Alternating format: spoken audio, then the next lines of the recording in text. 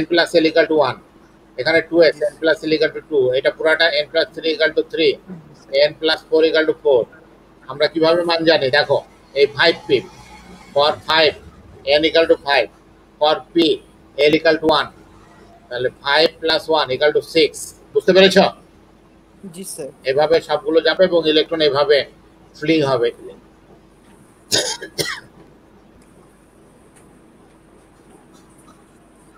আমি একটু পানি খেয়ে আসবো, তুমি এই টেস্টটা একটু দেখতে থাকবে।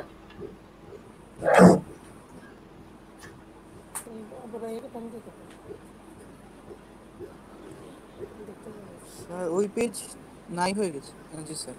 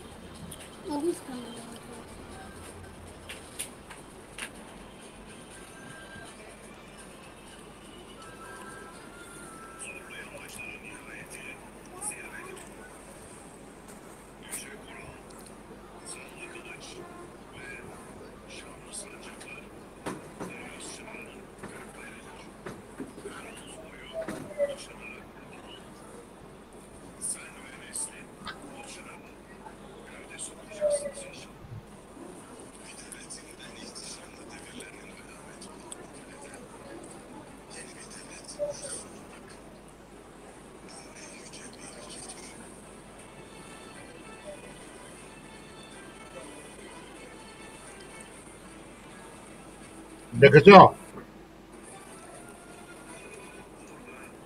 জি স্যার। দেখেছো? জি স্যার, দেখেছি স্যার। বুঝতে পেরেছো তো না? স্যার এটা ওইরকম বুঝতে পারিনি, আপনি যদি আরেকবার বুঝিয়ে দেন। আচ্ছা, ইফেক্টিভ নিউক্লিয়ার চার্জ, এটাকে আমরা জেড দ্বারা এক্সপ্রেস করি। হ্যাঁ, জি স্যার। একটু কঠিন টার্মটা, মানে বুঝি আবার বুঝি না এরকম একটা ব্যাপার। Z is the nuclear charge experienced by the outer most electrons. মানে আমরা তো জানি যে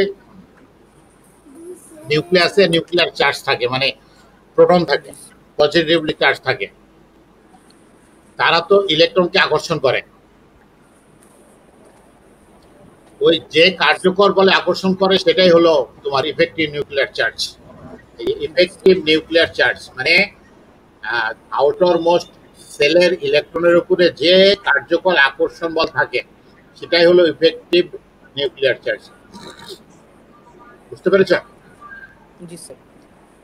আচ্ছা, এটা ঠিক বলা যাবে না যে কার্যকর নিউক্লিয়ার চার্জটা কত, এটা মাপার যোগ্য না। মানে যে বলটা কার্যকর থাকবে, যে বলে আউটারমোস্ট সেলে ইলেকট্রন গুলোকে ভিতরের দিকে টানবে। ধরো এক্সপ্লেন্স এখানে কিছু বলেছে যে 2s লেস দ্যান 2p, তা তো অবশ্যই 2s এর শক্তির থেকে 2p এর শক্তি বেশি। E2s মানে হলো 2s এর শক্তি, energy of 2s less than energy of 2p। কারণ এখানে আমরা যে যে নীতিটা জানি n প্লাস l নীতি, rules of n plus l, n2s0, তাহলে 2 প্লাস 0 ইকুয়াল টু 2, আর এটা n2l1 p equal to 1, for p l equal to 1, তাহলে 2 প্লাস 1 ইকুয়াল টু 3। এটা হলো 2 আর এটা হলো 3, তাহলে তো এটা বেশি। ঠিক আছে? জি স্যার।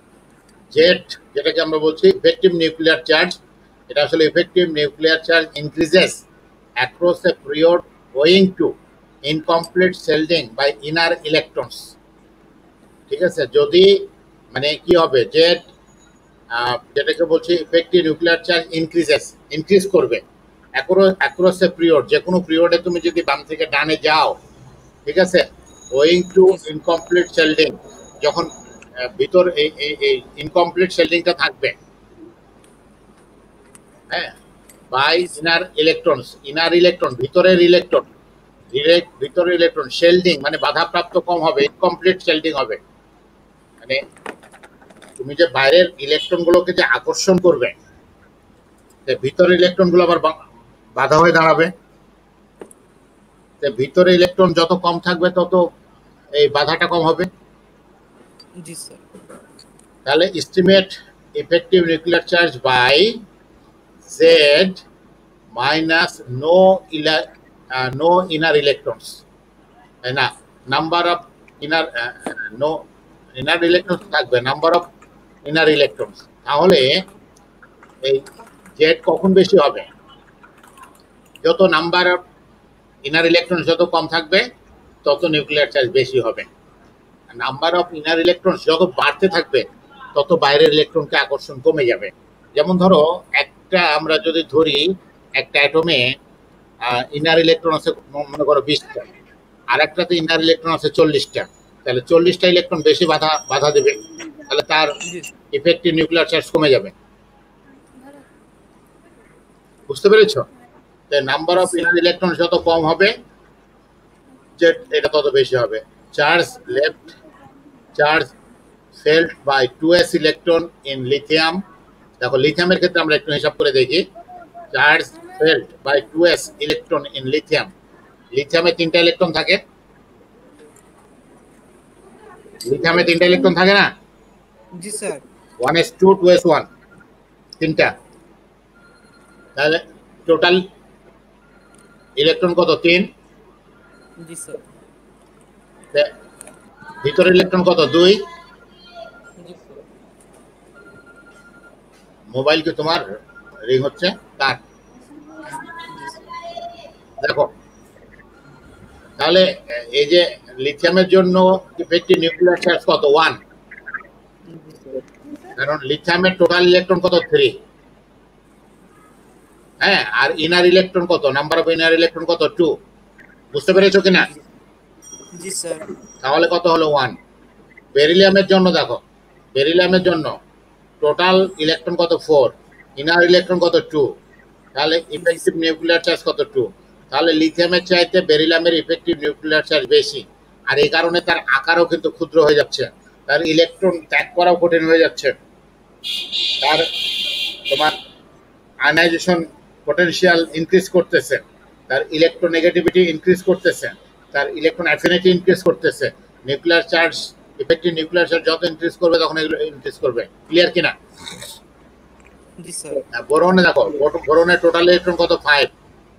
জি স্যার। আর ইনার ইলেকট্রন কত? 2। তাহলে ইফেক্টিভ নিউক্লিয়ার চার্জ কত? 3। স্যার তাহলে সব ক্ষেত্রেই তো স্যার 2 বিয়োগ যাবে, কারণ সব না 2 বিয়োগ যাবে কেন? তুমি পরের পিরিয়ডে যাও, সোডিয়ামে যাও, সোডিয়ামে বিয়োগ যাবে কত? ইনার ইলেকট্রন তো 10, 11 থেকে 10 তখন 11 থেকে 10 ইনার ইলেকট্রন হচ্ছে স্যার আউটার মোস্ট ইলেকট্রন যে শেল তার আগের শেলটাই। হ্যাঁ, total electron minus inner electron, তাই না? কিন্তু তুমি ক্লোরিনে যাও বা ফ্লোরিনে যাও, ক্লোরিনে তো ক্লোরিনে যাও, ক্লোরিনে 17 -10, কিন্তু সোডিয়ামে কত? 11 -10। যত নন মেটাল হবে ইফেক্টিভ নিউক্লিয়ার চার্জ তত বাড়বে, আর যত মেটাল হবে তত ইফেক্টিভ নিউক্লিয়ার কমবে। বুঝতে পেরেছ? মানে total electron minus outer most shell electron. এই যে ইফেক্টিভ নিউক্লিয়ার চার্জটা আমরা দেখি, electron cloud for 1s electron. মনে করো এটা 1s ইলেকট্রন, এখানে ইলেকট্রন আছে, electron distance from nucleus distance from nucleus থেকে যত দূরে চলে যাবে ততই ইফেক্টিভ নিউক্লিয়ার ফোর্স কমে যাবে। Probability distribution for 2s electron, 2s